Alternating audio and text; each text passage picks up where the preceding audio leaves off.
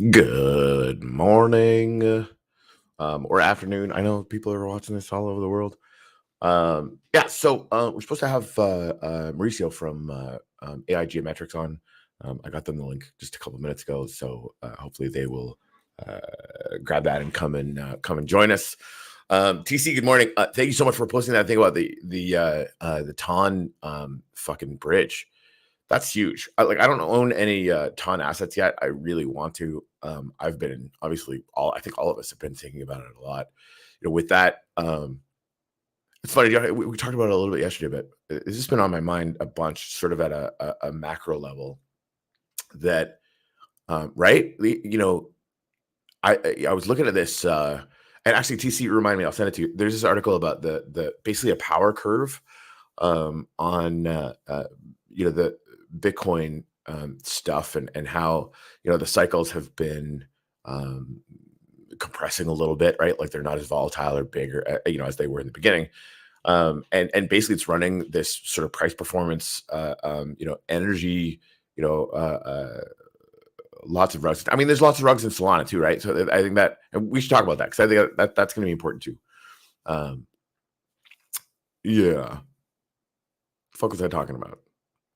Really? Holy shit. Okay. Hello. I mean, that's this is like they need a rug checker, right? I mean that like and people need to be careful instead of, um dumping into stuff. But yeah, that I think we should definitely keep an eye on that. Thanks for that, Kiki. And I don't know if you saw our conversation yesterday, but I was really inspired and thinking a lot about our brief conversation about your son and coding and Juan and I had a pretty intense conversation about that yesterday. Uh, so if you haven't seen yesterday's show, it might be worth it. Um, but yeah, so the macro Bitcoin thing, like there's a universe where it really does smooth out, right? And I think there's still a case to be made for a really spectacular bull market this time. ETFs all over the world, blah blah blah, right? Um, but I'm starting to well, not even starting. Like we've been thinking about this, a lot, right? Like the how do you do what Bonk did, basically becoming a fucking beast in the worst part of the bear market? That's spectacular, right? Like that's an amazing thing, and they're doing that 'cause, like Solana was also kind of doing well at the time, and so there's blockchains that can go through their own um, kind of bull cycle, kind of independent of Bitcoin now, which I wonder if we aren't going to be thinking about that more, in the coming years, and really, and then like the whole idea that yeah, if there are lots of rugs on ton or whatever, but like it, it could be because there's a shit ton of money over there now, right? Or money, attention, clearly attention, right? Like if there's, if 1%, if 1% of hamster combat users are real, and I think it's probably more than that. I mean, that's nuts. That's completely insane. Like the numbers are completely mental. And a lot can happen when you have communities of that scale. So that's really interesting to me, right? Like that number 8 in market cap. I mean, that's the thing. And I would imagine kind of recently, right? And then it'll be interesting too to see that's crazy. Uh, that's really crazy. Uh, yeah, so like the market cap of the tokens on Solana are bigger than the Solana market cap, which I've always kind of found sort of fascinating too. So it'll be interesting to see what happens with that. So yeah, Geeky. If there's like an article or anything like that, you want to like DM it to me or send it to me or whatever. We take a look at that. So I mean, that's like anytime that happens, it's so fucking hard, especially considering like I have experienced it personally, and so did our community. Like it's fucking heartbreaking and it's hard. It's hard to come back from that. It's really hard to come back from that. But at the end of the day, like we need to be thinking in terms of, uh, how do we just not let that happen, right? Or let it happen less. I mean, that's the other thing too. Like that, I still go back to, and again, if they just kind of ran away with the money and disappeared or whatever, like fuck those guys, because they're assholes. But um, the failure rate for startups is like 98%. And so like even in a universe where people aren't just acting like total fucking criminals, the this is the Wild West, right? Shit's gonna happen, and people need to be really smart about that. But it still sucks. Like there's no way around it, right? Like, it's fucking terrible when that happens. It's brutal. By the way, thank you guys very much for commenting. These shows where I'm by myself are fun. Well, if anybody wants to come on, I can send you a link. Yep. Spent a lot of time yesterday talking with OpenAI, not the company, the AI. It's like, yeah, just casually call Sam Altman and talk some shit up. Yeah, that conversation that we were having, and my sort of where I tend to land with all this stuff, no matter what you're doing, I think everybody needs to be spending time with the AI in whatever context, right? Like whatever you want to be doing, interacting with it every single day. Because no matter what happens, then you're sort of kind of connected to it enough that you can adapt with whatever the future starts to look like, right? I think it's an amazing sort of external cognition thing for me, for sure, right? Like I just went for a walk and was having a conversation about designing like a daily check-in for me, so that I'm constantly checking in with my goals and also like increasing the capacity of that thing, and kind of fell down a little bit. I'm actually building a custom GPT for it now, because I was basically just doing it. I asked if it could put some specific things in memory, and it said yes, but it's like there's just like the few little data points that it can remember, so that memory like filled up almost immediately. It's basically like you can set it up now so that it will kind of remember. I think it's like it looked like 50. I didn't count, but it's like a set number of sort of data points about you, so that it kind of can carry those things in long-term memory. I think that part of it is going to get much, much better. But yeah, so what suggestions for talking with AI? Yeah, I mean, $20 a month for OpenAI right now, I think is completely like it's the best $20 you'll spend every month. I don't care what else you spend money on. It's the first thing everyone should get. And again, like I think there's going to be some Anthropic and a few others are doing some really cool things. There's a lot of things I probably haven't seen yet. But I mean, with MetaMinds, we bought a team account. Like we're in there, a fair amount. And then like the audio interface thing, don't use it in the afternoon Eastern Standard Time. I think their servers are getting spanked, but first thing in the morning, it's like talking to a fucking super genius, just back and forth constantly. It's really good. Like it's really good. And for brainstorming and for whatever, right? Like that's why I want to like, set up, think for myself that basically like we're going to talk about every single one of my goals every morning, on our walk together, and brainstorm those things, and and like have like a very high level executive function kind of conversation first thing in the morning. Just for me, like we need to ramp things up to much higher degrees. I want to be thinking about that all the time, right? I mean, I need to get healthier so that when the singularity comes, we can start aging backwards, blah blah blah, right? But I mean, again, like whatever you're doing, like whatever your focus is, ask the AI first on literally on anything. I think it's going to be a really interesting sort of enhancement for all of us. Think people have to think about what the next generation will invest in crypto wise. Yeah, I mean, I think that's a really, really good question. And what they're doing now, and most are into small cap tokens, which I believe they'll push those more, as those are the only ones they can afford. I mean, I don't know about that. I mean, there's many hundreds of billions of dollars in crypto, right? That's like a thing that already exists, and there's like a fair amount of movement. Like there's a fair amount of volume where that capital is moving around. And I really think like it, like sort of figuring out what the trends are and just hopping on the trends. I mean, that's been my theory of the case forever, right? I mean, that's it's the only thing I understand how to do. I think there's much smarter people than me that can probably do some deeper analysis on what people actually want to buy from a consumer standpoint. I just don't think like big crypto isn't a consumer market. It's just not, right? Like it's like if you look at the amount of capital And you're sort of like, how much do the top 5% own? It's probably like most of it, right? And I mean that's kind of true in the world as well, unfortunately. But so that's sort of interesting. Well, and again, maybe I'm completely wrong, right? With the Ton situation, right? Again, like if any percentage of those users are real, that's a game changer. I think like that's something that we've just never seen before, right? Like that kind of adoption is fucking amazing. Frankly, it really, really is, right? So like that I'm really excited for Juan and I talk about this basically every day, about what we're gonna create for that because we are like Launchbags is gonna have um, uh, something analogous to hamster combat or gems or whatever. Um, but we've got some enhancements in mind already, like just being able to use the NFT tool sets that we have and the Launchpad constantly having new things that are coming out, right? The capacity for surprise and delight, like every time you go in and mine or whatever, you can the capacity for us to be seeding in really cool things like very, very often, right? For people that are in there, like it's not just going to be one airdrop; it's going to be hundreds.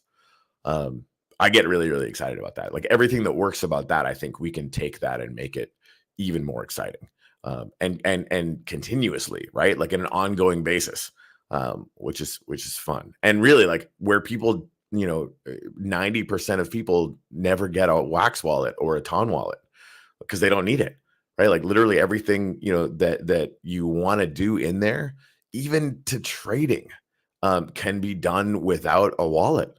And so the only time you'll actually need a wallet is when you want to cash out, which I mean, that's fucking fascinating to me. Like you have it like imagine people like your fucking aunt or whatever. This is weird, but like your cousin, who fucking I don't know, like works at a tire stop. No clue where that came from, but like just like a muggle, right? Like a normal person, gets in on this game because you invite them. They kind of get fascinated or whatever. But then like they get this free NFT. It's not a real NFT. It's a fucking JPEG, right? But it's linked to an actual NFT that exists. It's just sitting in a holding account in on Nifty or whatever, right? And they get some token. It's not token; it's just a number in their account, right? But the second they get a wallet, it's right there, right? So they it's have like that sort of seamless, frictionless experience for people, and behind the scenes, all of that stuff is real in the way that you and I know that it's real, right? On the blockchain or whatever. But for them, it just doesn't matter. They don't care. Like they really don't care until they can see, holy shit, like this virtual NFT or whatever, like this thing that I have in my bags game is worth like fucking $4. Like how does that work? Right. And then they, want to figure it out. And I think there's going to be a situation where, we can have a marketplace in the app where they could be like buying and selling, like literally doing everything that we're used to doing here on the blockchain and just have it internal. And the only time that that it needs to be resolved, is when they want to trade it for Wax or trade it for Ton or whatever, and then go buy burgers with it or whatever, right? Anyway, that's I'm obsessed with that. It's that there's I have not seen anything in my entire history in crypto that gives me more hope that we can actually do the kind of onboarding that we've always wanted to see, right? And that's always been the roughest thing. Like, oh my God, how do we get more, people, more normal people in here? And that's kind of been a slog. I think the meme coins in the community that you get around that is really fascinating. And there's a self-selected part of the population that really, really loves that. And I think that's growing. But like, is it growing by 200 million people? No, right? Like, that's insane. It's insane. And exciting. So yeah, that'll be fun, and it's gonna be fun to getting connected to the Ton blockchain. The rugs notwithstanding, I think it's gonna be really good for us. And really, like, imagine having like Ton pairs with like AI God and Wiener and fucking shit, right? Like, it's gonna be good. It's gonna be good. And really, like, at what point does Launchbags have an iteration on Ton? It's funny. I was Scron, was talking about dropping a token with us. It's like if he does it, he wants to do it on Ton. which again, like, follow the money. If that's the game that you're in, and really, like, I still, like, there's no reason why people can't start waking up to the fact that Wax is just sitting here as this completely undervalued community right now, because I think it is. I think it's absurdly undervalued. But again, like, who cares if nobody finds out, right? Like, that's sort of the always the dilemma. Anyways, what else is going on? Just hanging out by myself. For marketing strategy, huge companies have to be paying attention to the amount of users these Telegram games are getting. Fuck yes. Like, yes. Like that, the whole, every once in a while we see something that comes along that's so intense that it becomes a genre. Like, this is just going to be a thing that, other people have to do. Like, you just think it's just too good not to, take advantage of it. And really, like, we could see that, kind of operate on a curve too, right? Where there's like a hype cycle around these things and they go away. Even if the effectiveness of something like Hamster Combat drops by 90%, it's still fucking crazy. Like that, right? Like, if we only got 20 million users, right? Like, oh no, it's like ridiculous. We've actually had conversations where we actually want to scale the growth curve of it so that it doesn't get ahead of the amount of value that we can give to that community, which is a whole other fucked up conversation, right? It's like, we want to do it so that everybody's getting that surprise and delight, like, often, like, really often, right? And in a way that kind of makes sense. So yeah, Playing to the Moon on Telegram, one of the better games. I think actually, yeah, Scrum was telling me about that too. I gotta check that out again. Even just to I'm still doing the gems thing, and I'm still doing Hamster Combat. And I think I'm kind of at the point now where I have to start kind of inviting people to get some of the stuff. And I mean, that's that it's such an amazing character. It's why they grew, right? Like, at every point, you're like, okay, like, you can get this other little minor thing, but you got to invite 3 people or whatever, right? I mean, people are gonna go do it. Because they, you got to do that to get into the game. And that's really like that, the whole, having that function of increasing the size of the community as like this thing that we assign, value to. I mean, we've been doing that since we started Launchbags. I think that that's just a critical component of this. They just did it in a way that, like, scales like a motherfricker. Has a little shooter built in, can pay Ton to skip the invites. See, that Scron brought that up too. Like, so that having a situation where you can pay to skip the invites is very interesting. Not only because it'll actually work as a revenue model, for projects that do that.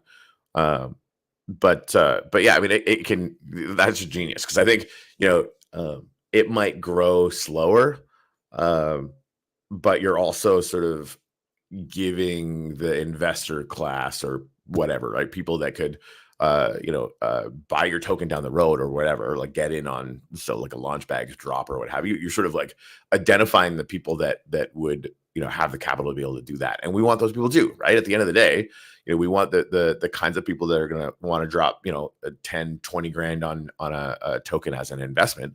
But we also want, like, the army of rabid fans that will go out and do community stuff and be noisy and have fun or whatever, right? So, like, that combination is sort of the sweet spot, I think. So yeah, To the Moon. I'm gonna have to check that out. So Geeky, do you know the names of those 2 projects that got rugged on Ton? If you do, let me know. I guess I could probably Google it.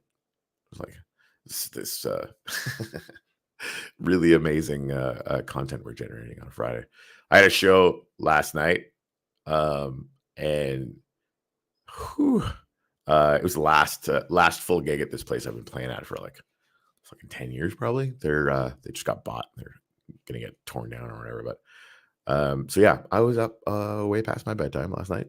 I'm already moving slow, and poor freaking Mauricio forgot it was today, or hopefully they're okay.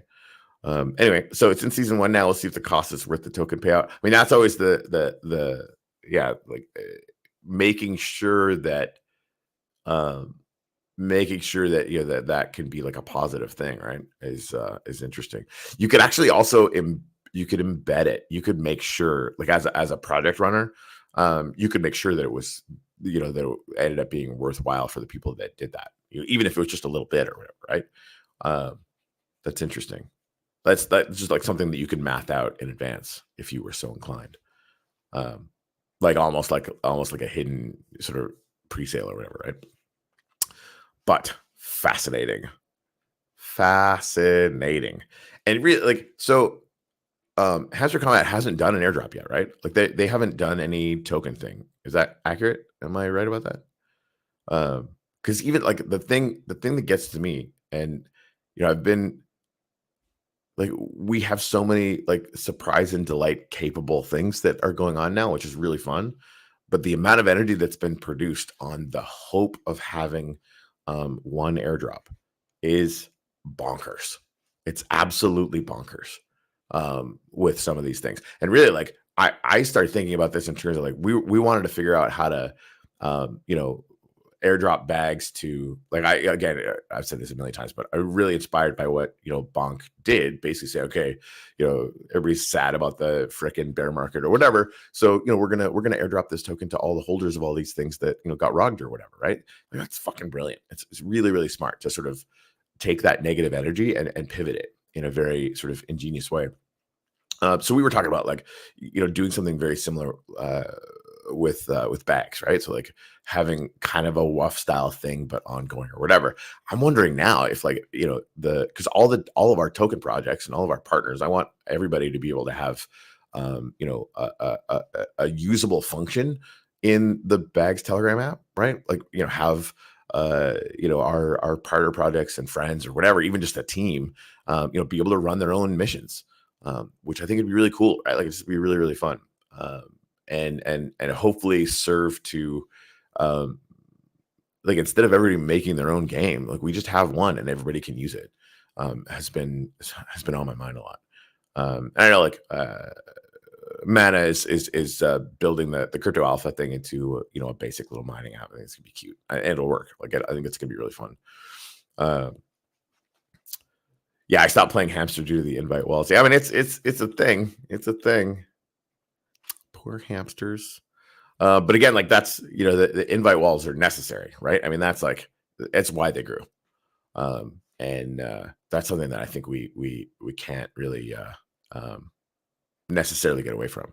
But again, like just having the ability to sort of do it in different ways, I think is interesting as well. Um, yeah, yeah. I think I was saying something else and I totally forgot what it was. I am a genius. That's not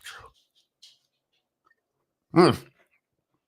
Ah, man, it's gonna be nuts. This is what I know. This is what I know. Like even if Bitcoin's boring for 2 years, I think it won't matter. I think we've got enough of an opportunity and stuff building right now that um, like we're gonna be able to have an impact. I think we're gonna be able to do some really cool things for reals. Oh, I do want to say like there's some conversation in Wiener, about the farms.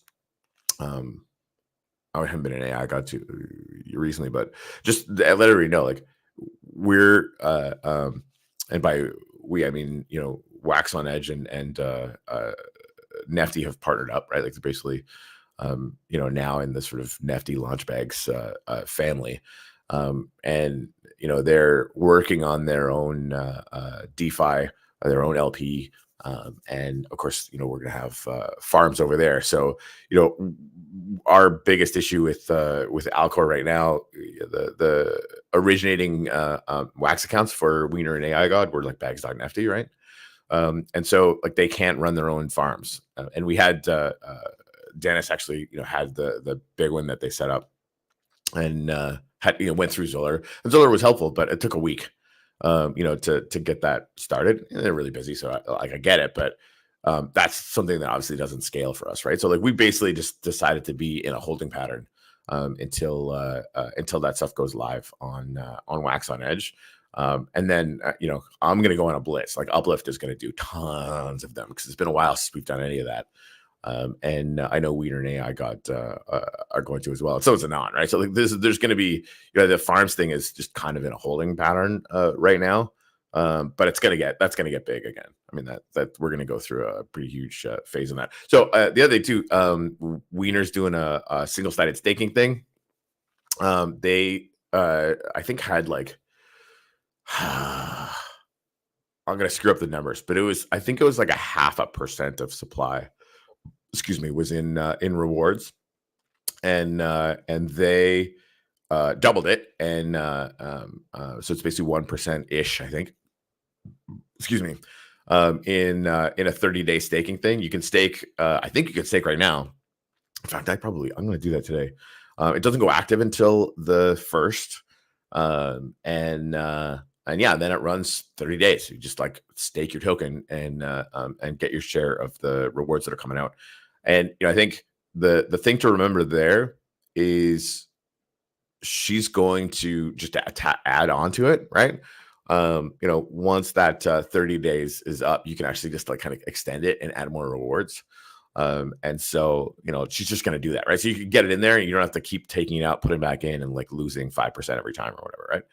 So it's just going to be like a longer term thing. So it like when you're doing your math, don't think, oh my God, I need to earn 5% in 30 days, even though you might. Like I don't know where the numbers are going to be, but even if you don't, like there's going to be a longer time horizon on that. And I think we really want that, right? Like making 5% in a month is great. But like if you don't, in my mind anyway, like I think more people can then get in that pool. Way more supply gets taken off the map, and we can have some really interesting supply glut situations from that.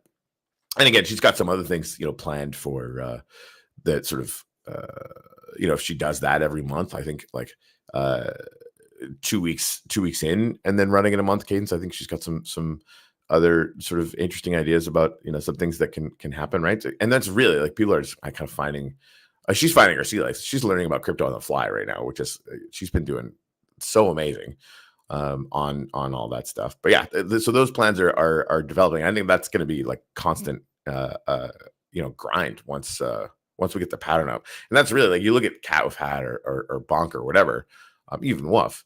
Their level of social media consistency, granted they've got deep pockets or whatever, but like that's what we need to do. We need to become that. At least be able to adopt the kinds of things that we're seeing, working at scale, right? It's super important. Anyway, so yeah, we'll do that. And it's like we'll be compiling that list for, we're going to have this sort of, I don't know, like the ideas section for Launchbags, right? Like I want to have a very education focused, research focused, trend focused, environment with Launchbags, so that our projects and our family of projects are like never stuck for ideas, never stuck for best practices, and kind of always have that the benefit of learning from what everybody else is doing and from whatever else we can learn in this whole process. This would be good. It's like some capacity for long-term growth or something. Anyway, all right, guys, I'm probably gonna just close out for this one and figure out what happened with Wax Art, AI Geometrics. They actually sent so the partner products are able to send some NFTs to us. We're gonna have those in the ticket excuse me, in the ticket packs that are going out to everybody. There's gonna be tons of shit. So they've got NFTs that are actually Wax Art miners. I think there was another project as well that are putting things in that are miners on Pepperstake or wherever. So that's gonna be cool. Those like opening those things is gonna be a riot. Who knows what you're gonna get? I don't even know. People are just sending stuff in.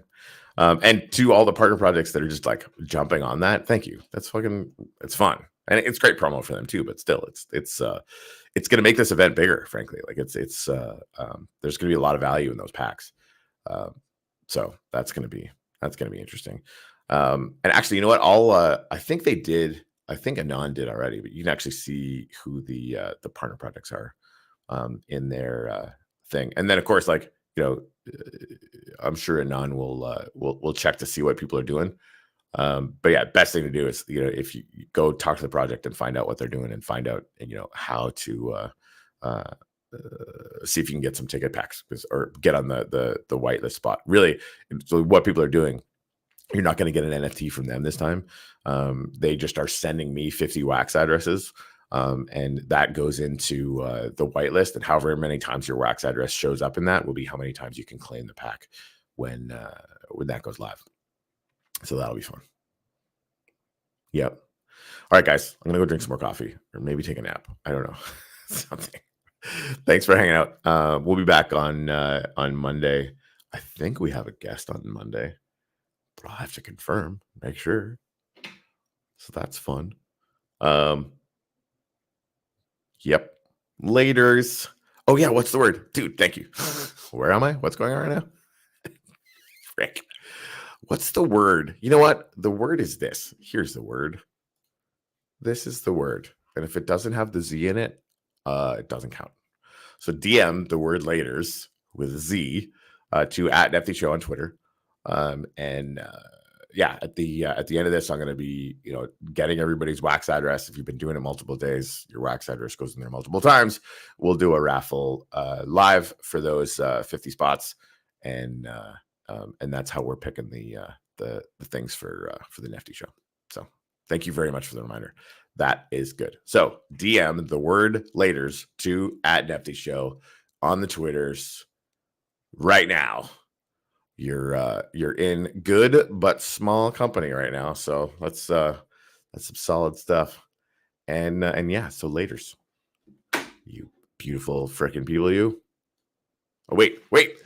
I almost didn't do it. That'd be terrible. See you guys.